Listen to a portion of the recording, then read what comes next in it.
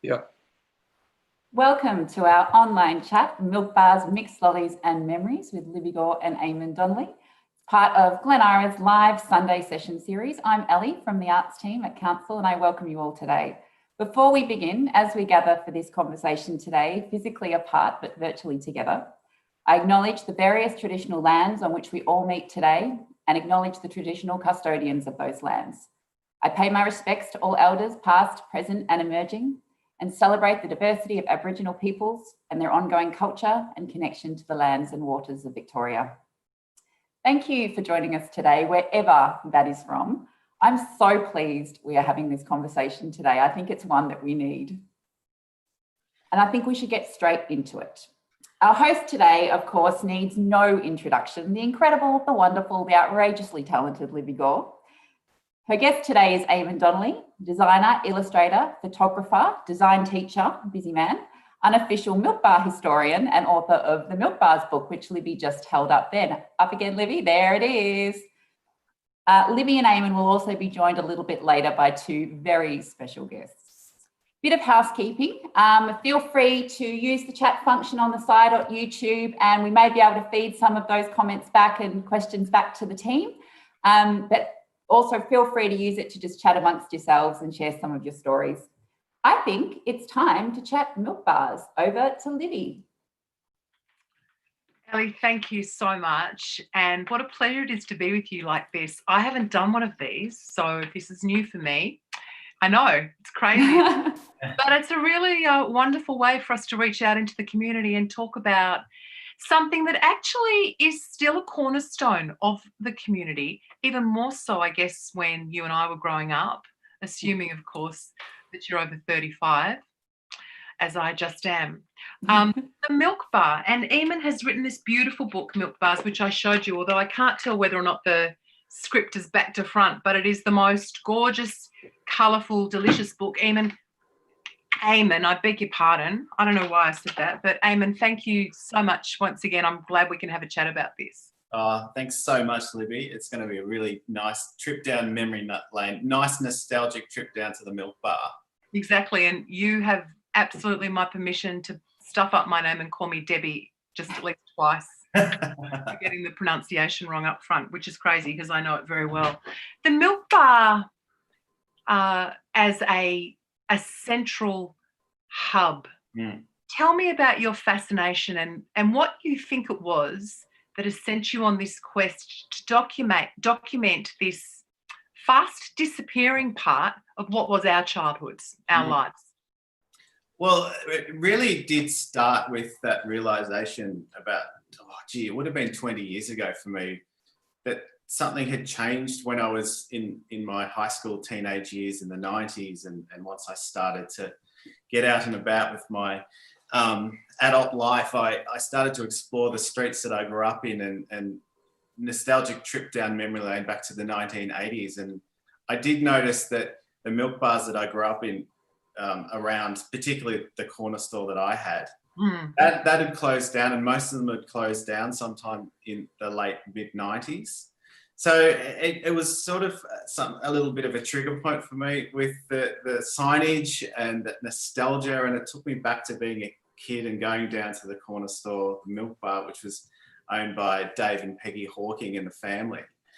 They had the Hawking corner store, and that was my local childhood milk bar. So finding that was closed, I just took a photo of that shop front. It had the old Sun newspaper tin sign still on the awning. And you've got signs behind you. You've got signs behind you now. I reckon it's the signage that actually it is, yeah. embedded itself with you, given you're a designer.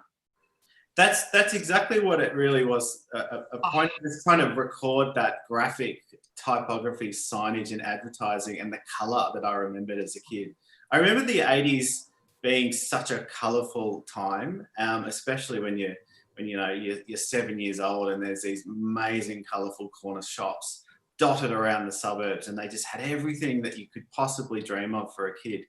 So that was kind of the beginning of it for me. I just took photos of a few old signs that were on these closed shop fronts that I grew up with. And then, I don't know, it just was the point from that was the journey began from noticing those stores were not just in East Geelong, that's where I grew up.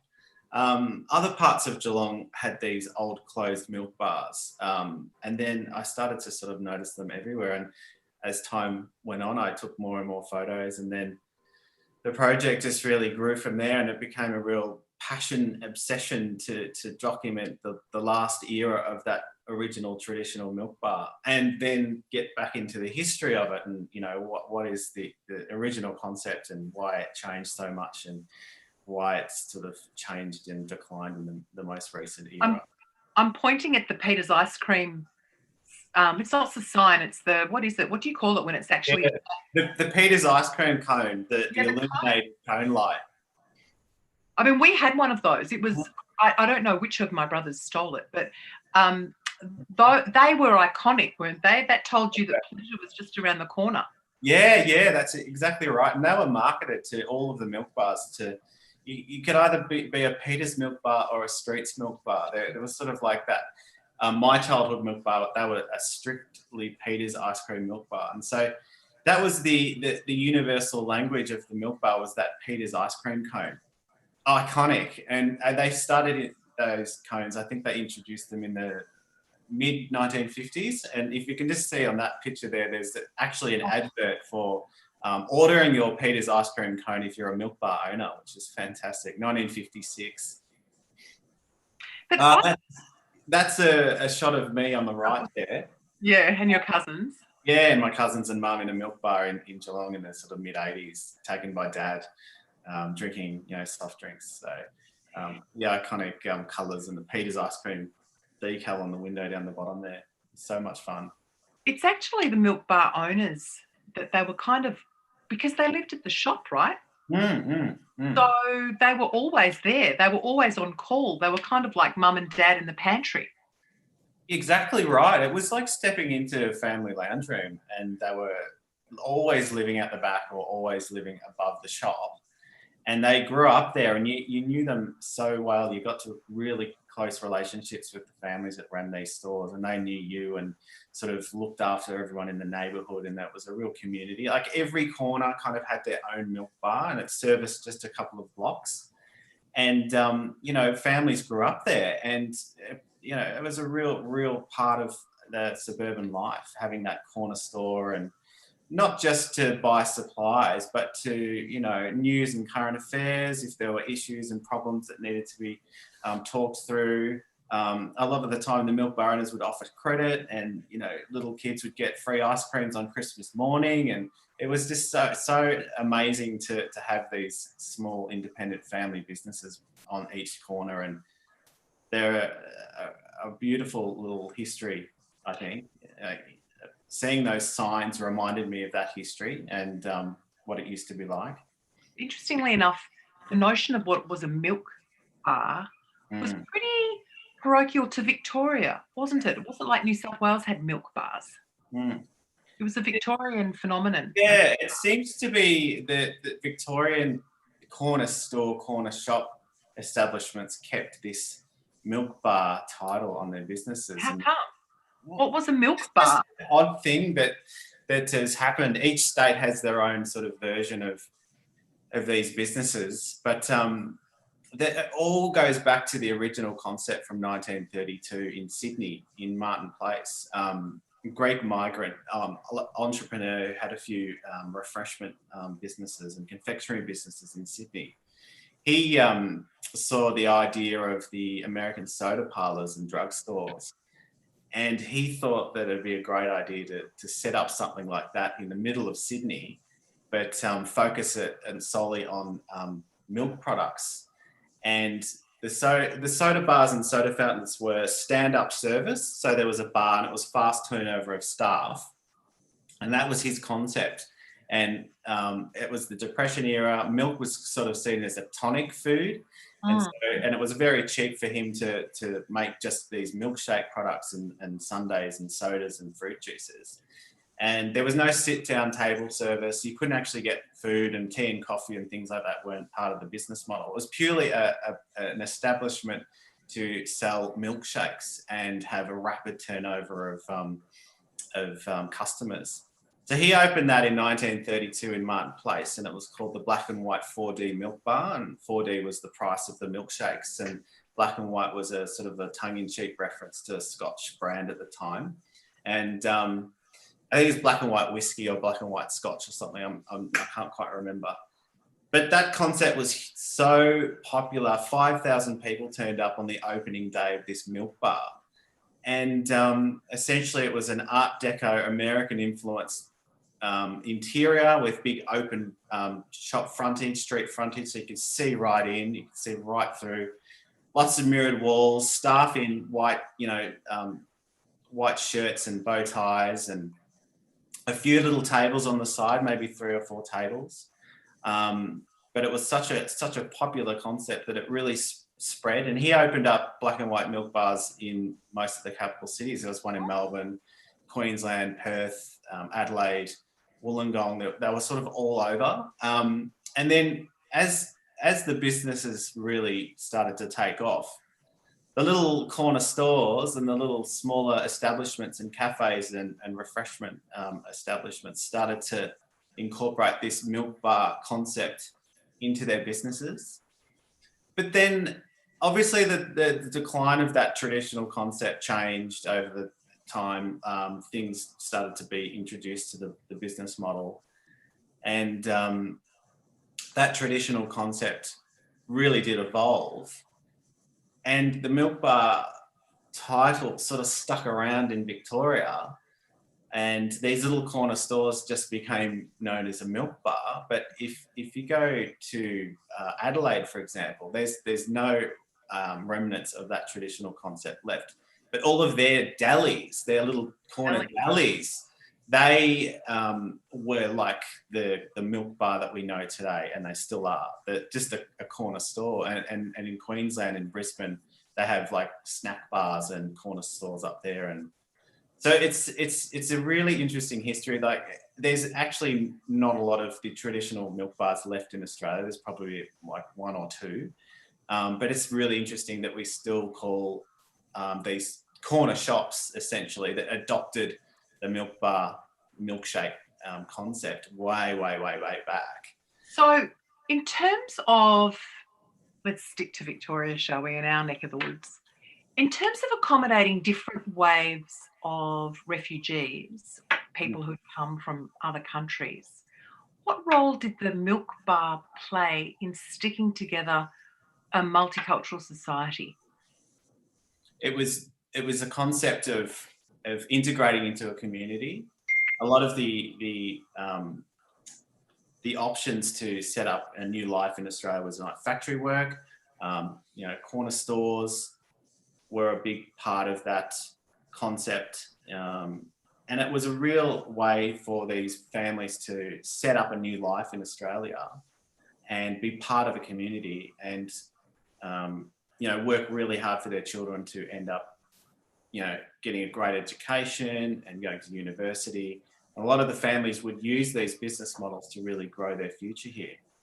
And they would also... I would imagine that if they were from a war-torn country or had fled or were refugees, there would be others who probably set up in the community around that space that would use the milk bar as a way, and the people in the milk bar as a way of translating, as finding their way around, of communicating.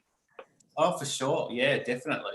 A lot of the time, their English skills were very limited, and the children that they had in the back of the store and out the back in the lounge room would help translate to their customers. Like, a lot of the time that the kids would serve customers, and it was sort of like a stepping stone for that better life in Australia, setting up a milk bar and integrating into the community. Which waves? Can you trace the waves that owned milk bars, the waves of immigration? It was definitely the original concept was a Greek migrant story. Those traditional milk bar concepts were primarily owned by the Greek migrants. Italian migrants to a lesser extent. In terms of the corner store history, like the corner shop history, my childhood family milk bar, they had, I think, English-Scottish background. So did mine. The Rices. They had Yeah.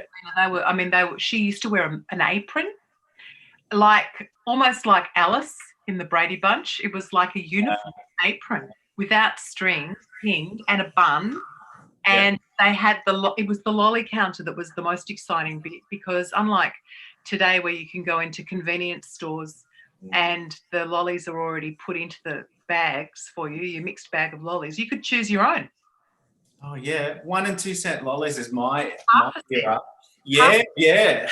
Mate, half a cent. Amazing. Mint leaves, mates, you mentioned. Tea. Yeah. Sherbet bombs. Sherbet bomb. Whiz fizz. Whiz fizz. So many. And you could fill up a whole bag with 100 lollies if you had $1. And I remember running down to Dave and Peg's with a pocket full of 1 and 2 cent coins, and just could not wait to go through those plastic fly strips straight to the lolly counter and spend what would seem like a lifetime to the owners, but just picking out every single lolly. It had to be perfect. I had my combination. I wasn't going to be giving up any time for my perfect mixed bag. Yeah, they were very patient, weren't they? I would only have the yellow snakes, and even just by what you said about racing through the plastic strips, there were the plastic strips, and there were also the blue mozzie things that would occasionally zap as you went. And I also have a very clear memory of the milk bar. So it wasn't the Rice's milk bar. There was the Rice's milk bar, and then there was the Greek milk bar. So we had two in our strip in Oakley Road in Murrumbina. And I remember my girlfriend, my best friend and I, we were forbidden for seeing each other for some reason, and we'd leave each other notes, and they would let us leave our notes for each other at the milk bar. I mean, it was really quite extraordinary as being a communication point. Oh yeah, it was where you met everyone in the community, and you met your mates at the milk bar on a Saturday afternoon, and you'd just hang out there all day. If there was a jukebox in the 60s, or if it was my era, the 80s, like a pinball machine, and you'd just be hanging out the front. There'd be bikes all over the footpath. There'd be all sorts of shenanigans going on. It was a lot. I always think that the milk bar, there were a lot of firsts. A lot of people, it was their first business. That was also their first job. First taste of independence for me, going up and buying those. Yeah. Even a first kiss down the back laneway, or your first cigarette. There's so many things that were all based on that little corner colourful shop. So if you're watching on YouTube, which I guess that's where you are watching, and you've got things that you want to share with us, you can actually use the chat function and write little notes, and we'll see if we can collate some of those things and feed them into the conversation if you'd like to do that, because you're as much a part of this as we are. It's your community we're talking about. It's our community. And Eamon and I thought, given this is, we've talked about this a couple of times because it's a shared passion, more so for Eamon, who's made this beautiful book, which obviously it's done okay, hasn't it, Eamon?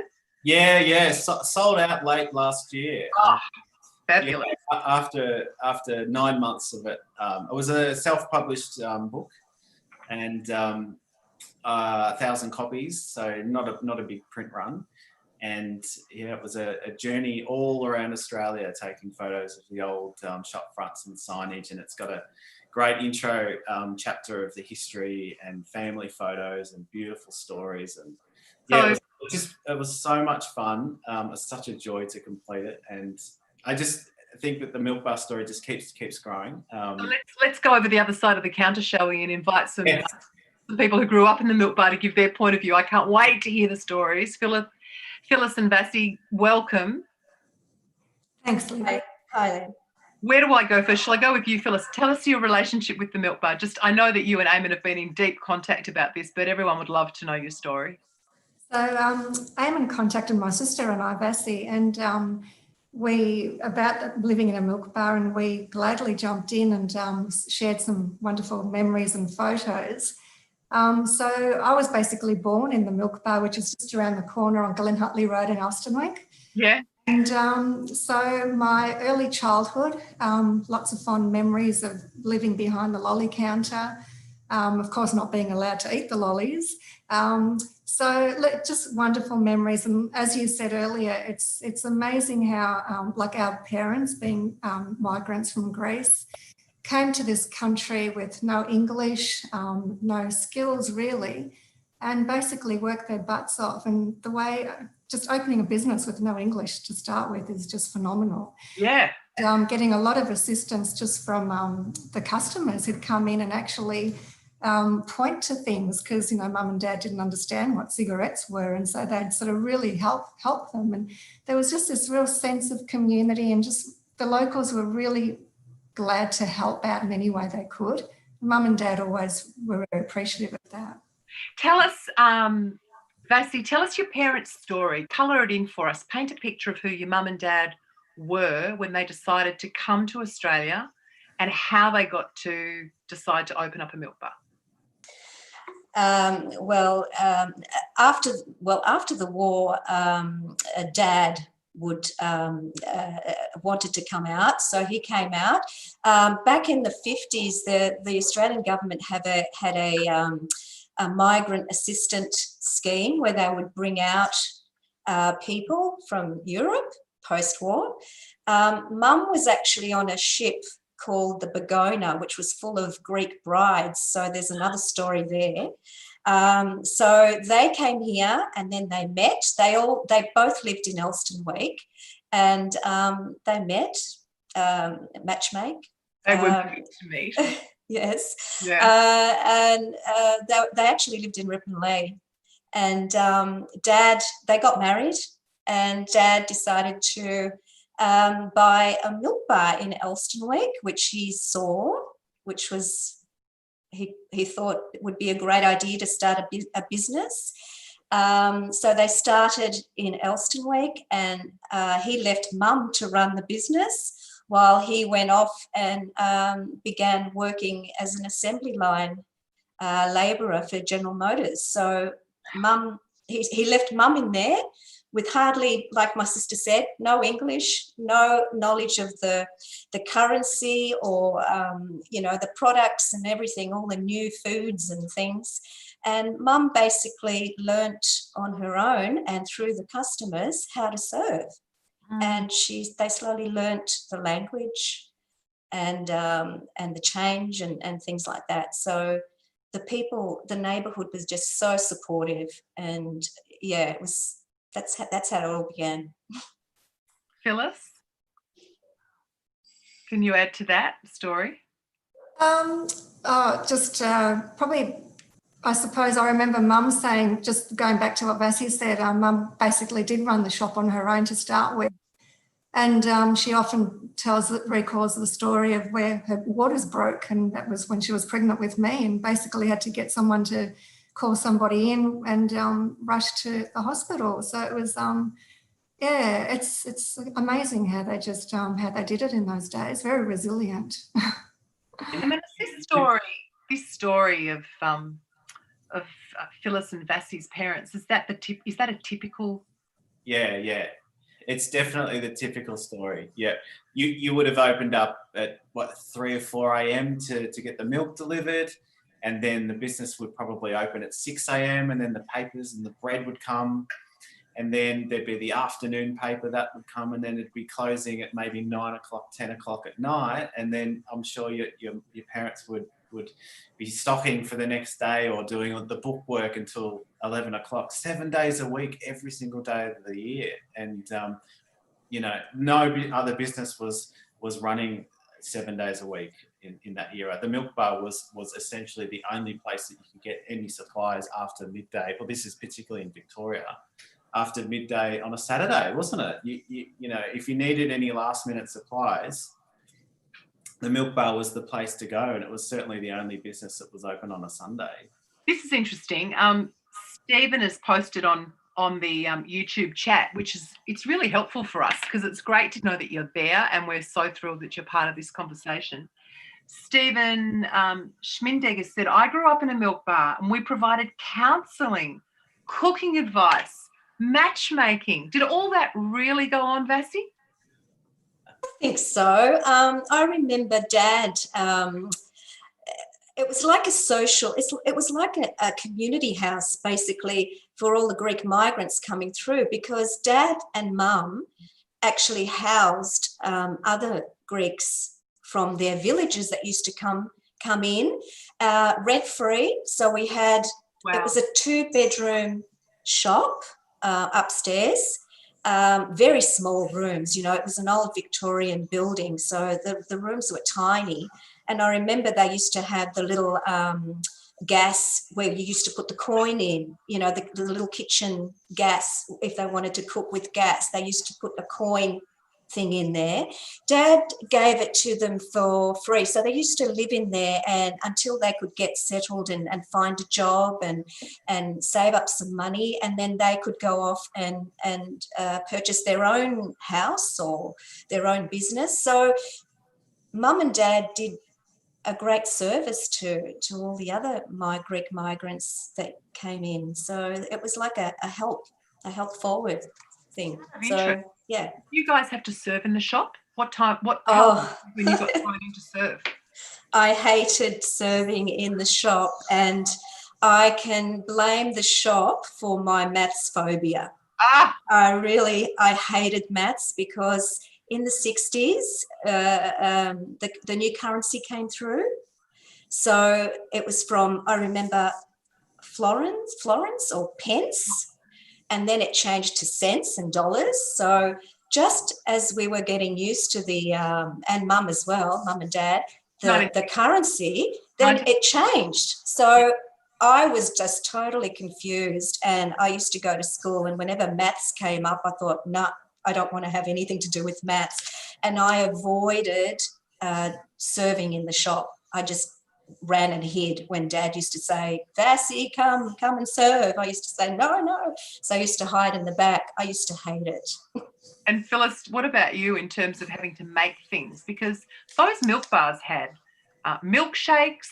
Some of them I seem to remember, am I right, made sandwiches? Oh, yeah. There was, all of that was introduced in sort of like the 60s onwards. The hot food started to be incorporated into that traditional concept in the corner stores. Chico rolls, hamburgers, fish and chips, particularly in New South Wales. A lot of these takeaway sort of establishments in regional Victoria, and the traditional regional Greek cafe where it was, you know, hot food and milkshakes, and, you know, so it wasn't just you know, the staples of bread, milk. Yeah, and those milk bars, well, my childhood milk bar particularly, they had to split the shop in half. They weren't allowed to sell, you know, so there would be groceries items on one side of the shop, and fruit and vegetables, and the milk bar would be on the other side. And they literally had a divider down halfway down the shop. There was regulation that they couldn't sell certain things after a period of time, maybe. So, you know, that's just the concept. It's the mixed business concept of these stores. They just had everything. Hey, Phyllis, do you remember having to make things and that embedding itself so deeply into your heart that you've carried a phobia through until now? I was actually fortunate because I was a young girl, so I got away with all of that. And by the time I was 7, we actually moved out of the milk bar. So I had to actually serve.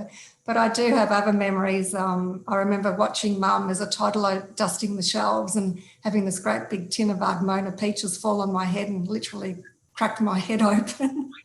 All sorts of weird memories. So who did they sell to? All the local community. I mean, who did they sell the business to?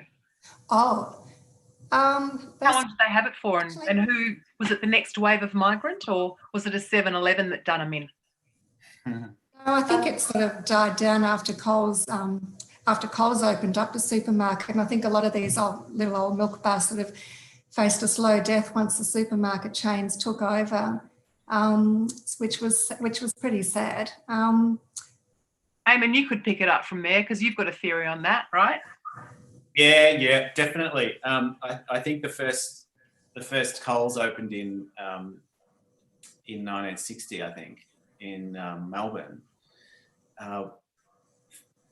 and it sort of grew in the suburbs, that is, and it sort of grew from there. And these supermarkets would open up in these shopping strips that traditionally had the milk bar establishment. So you'd have a milk bar, you'd have a butcher, you'd have a newsagent, there'd be a fruit and veg, there'd be all these little small businesses.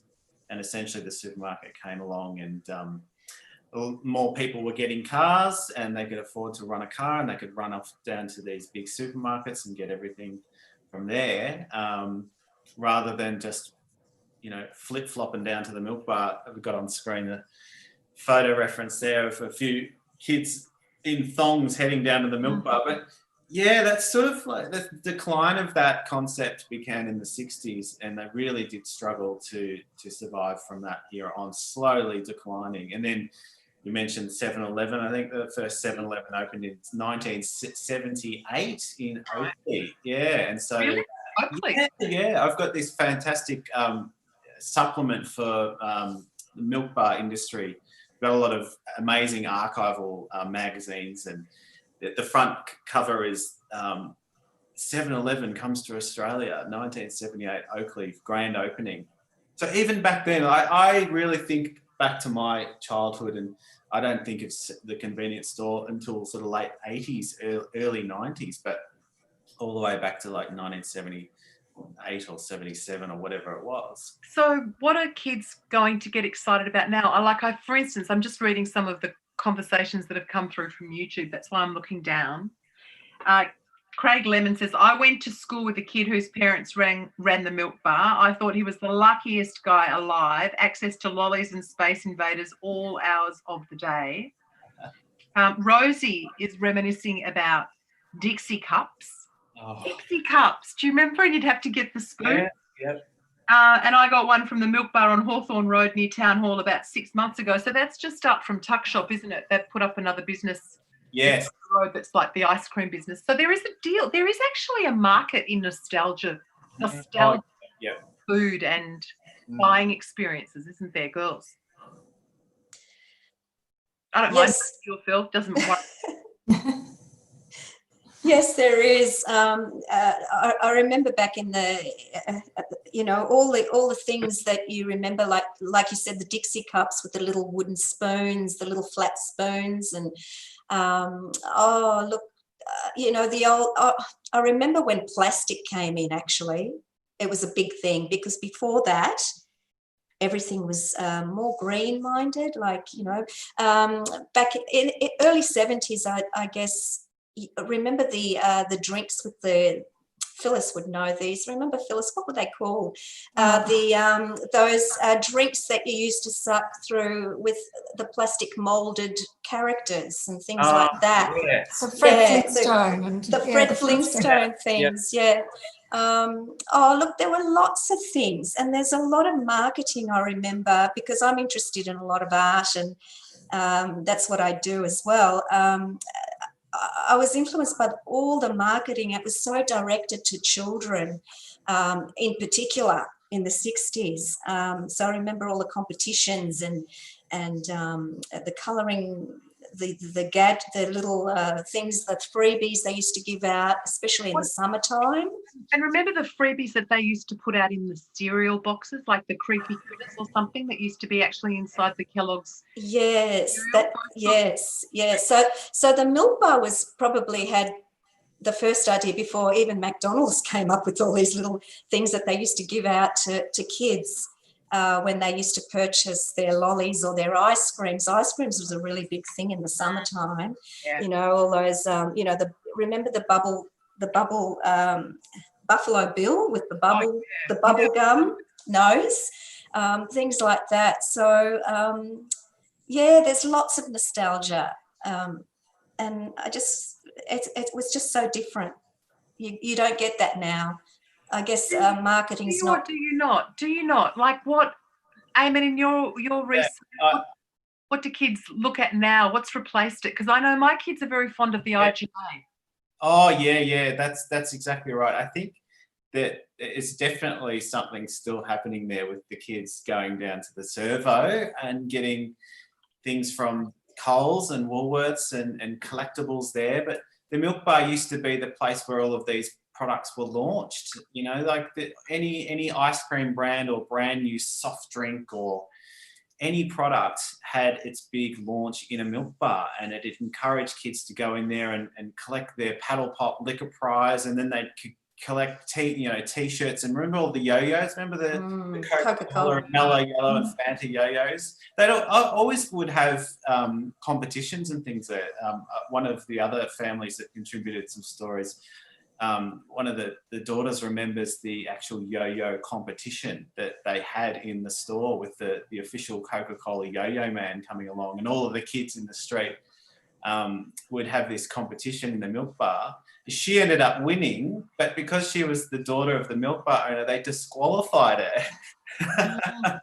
So the milk bar really was the place to launch a lot of that stuff. You remember the Big M campaign that came out in the late 70s, essentially replacing the traditional milk bar milkshake concept with prepackaged milk. But Big M was really like a heavily marketed product. It had all of the Big M girls and the Big M calendars, and you could get all sorts of products and frisbees and t-shirts and all sorts of marketing tools there. And it was just encouraged to get the kids in to buy these Big M cartons and head on down to the milk bar. So I like to sort of go in the lolly aisle at the supermarket and get my treats. And I do notice, particularly on a Saturday night, there's mums and dads with their kids, and their kids are on the lolly aisle and they're picking out their chocolate bars, and just the same as what we used to do in the milk bar, but they're going to the supermarket now. And they definitely are still going to the milk bars that are still out there. The ones that are still open, particularly in the outer suburbs and regional Australia, they're still teeming with people going in and getting their treats. But well, I live just in Bayside, and we've still got milk bars. Yeah. They're generally run, I should say, by Chinese people. I've noticed that there are more Chinese people now running our milk bars. And interestingly enough, culturally, it's so different to when I was growing up in terms of the range of things. But that's, I guess, because there's more opportunity to buy it at Coles. You know, there are more places where you can get that stuff late at night, and you don't have to go down to the milk bars. So they're not as overflowing with everything, you know. They're not as eclectic. They're a little bit more focused in terms of what you might need. The bread, the milk, the twisties, the chips, you know. Yeah, that's right. I don't have firecrackers anymore. Remember, you could get firecrackers from the bar? I don't remember that. Vassie? Yes, I do. The penny farthings. Oh, what were they called? Look, Guy Fawkes. Remember we used to have Guy Fawkes Day? Yeah, so everyone used to go and get their crackers and their firecrackers, and we used to set them out of light, you know, out in the road. We had lots of fun. That was all in the milk bar, yeah. So it is 3:38, and we've got about 7 more minutes that we're spending together. If you're watching on YouTube, please feel free to send us through some comments. It's going through a couple of hands to get to me, so I mightn't get to it immediately, but we'd love to, include your thoughts in the things that we're talking about. Did you three have something that you've been talking about, Eamon in particular, that you've been talking to Vassie and Phyllis about, that's really illuminated your understanding of where the milk bar sits in popular culture? Oh, for sure. It's nostalgia. I think it's purely a nostalgic childhood memory thing.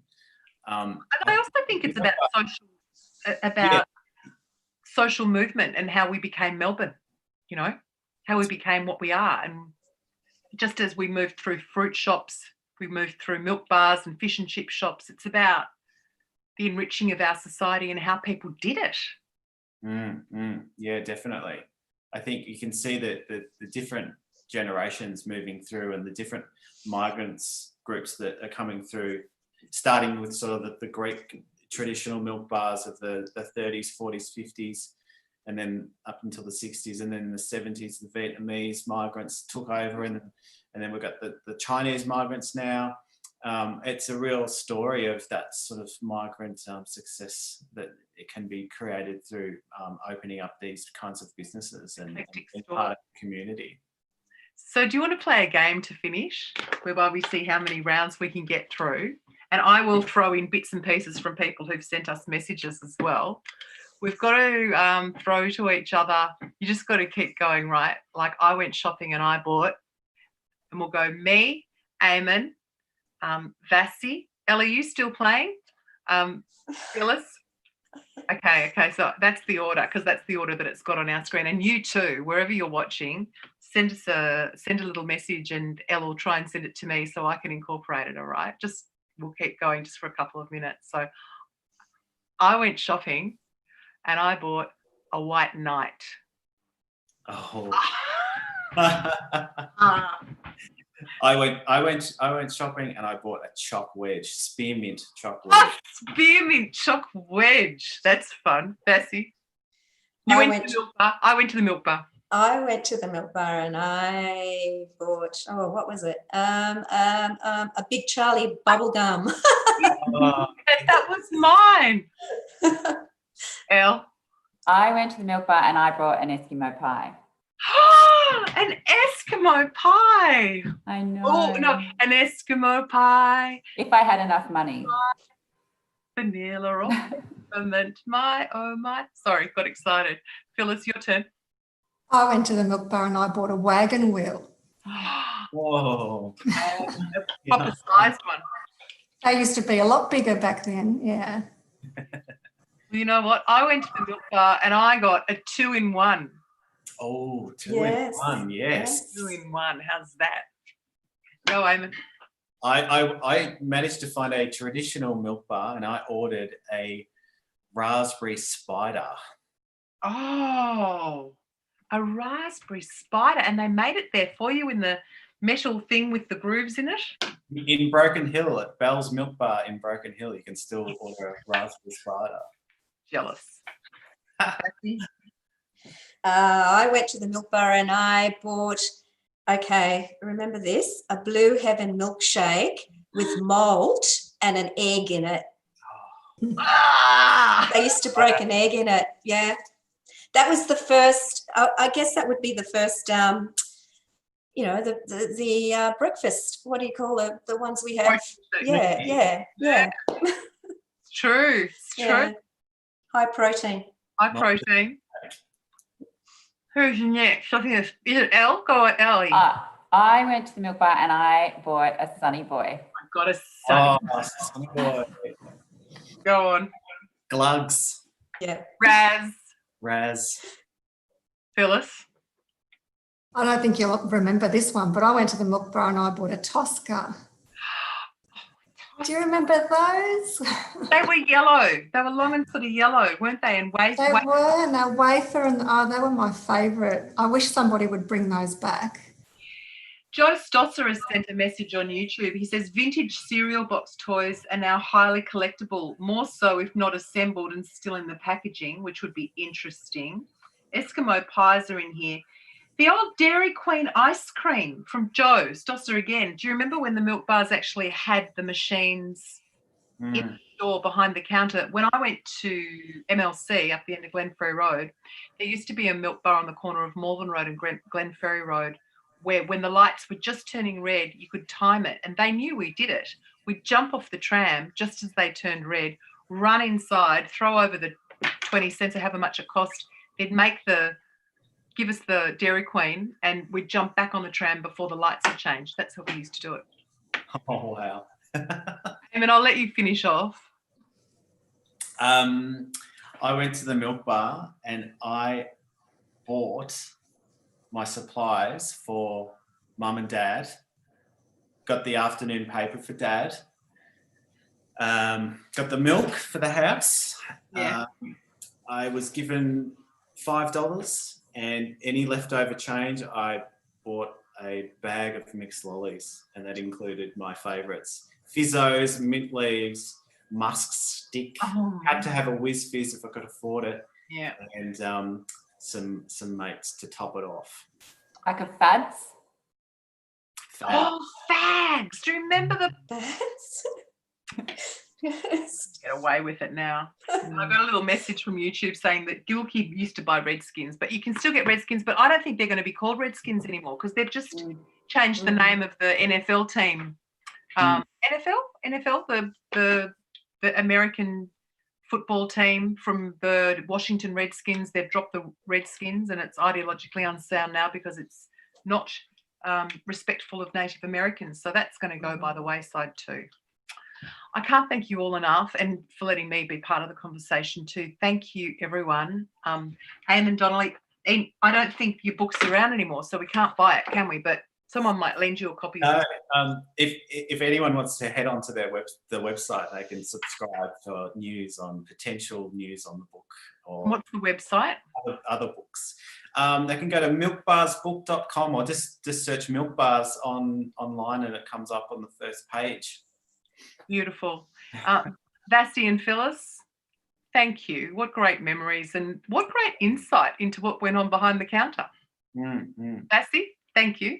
Thank you. Thank you for having us to be part of this. This is great. Yes, it's been really good. Yeah. And Phyllis, I'm so glad that the cling sliced peaches didn't do any lasting harm. Oh, we don't know about that yet. Few stitches. Really? No. Thanks, Libby, and thanks, Eamon, for your beautiful book. It's really fond memories in there, especially of Dad who passed away recently. So I really appreciate that. Oh, that's beautiful. And Ellie Credlin from Glen Ira, everyone who's part of this Glen Ira event, thanks for giving us the opportunity to spend some time together on a Sunday afternoon. And whilst, I need to tell you, because I was on the radio this morning while all of this was happening. So the mask thing, make sure you wear your masks, okay? When you go out of the house, and whether you're walking up to the milk bar, to the convenience store, going to Coles, you need to wear your masks. Now that's from midnight on Wednesday. So the police have the power to give you a fine if you're not wearing your mask from Thursday.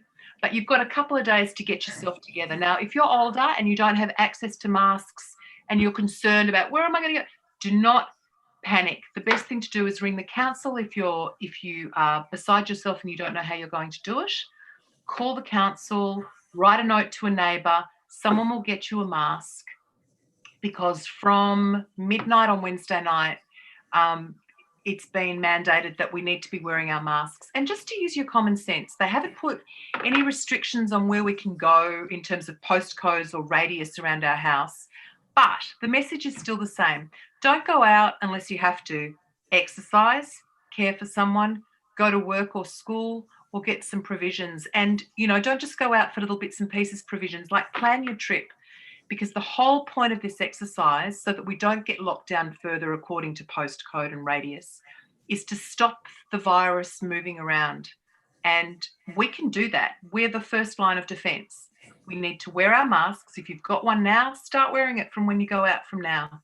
They've said if you're exercising and you're running and it's in the way, well, then obviously be sensible, take it off. But take your mask on the way there. Take your mask on the way back. If you're walking around and it's difficult for you, put it in your pocket, but have it on you, like your phone or your wallet or your keys. Because Dan Andrews made it really clear this morning that this isn't going to go away easy. They still don't know how corona works, and that it's not just something you get over, that it could actually be a chronic condition that you have to manage for a while. So we just need to be kind to ourselves and to each other and get used to this mask thing and see it as a mandate of love, that I care for you and that you care for me and that we've always got it on us. Kids need to wear it to school, the senior school kids. Junior school kids, they haven't been that prescriptive, but if the kids can wear a mask, let them, to protect the teachers. And then the teachers can still teach, and hopefully together as a community, we can come together and actually flatten this thing down. And we can. I know we can. And Elle, I'm really grateful that you've given us all the opportunity to be together this Sunday afternoon. I'll hand it back to you to close. And good messaging there. Thank you, Libby. I don't know about you, but sometimes you just need a warm hug of nostalgia. It's food for the soul. And so I'm really happy that we've had this conversation today, particularly in the times we find ourselves in. So occasionally you just need a big milk bar hug, right? That's great. So this evening conference, thank you to everyone involved for your generosity in coming together today, sharing your stories. Thank you to everyone behind the scenes involved as well.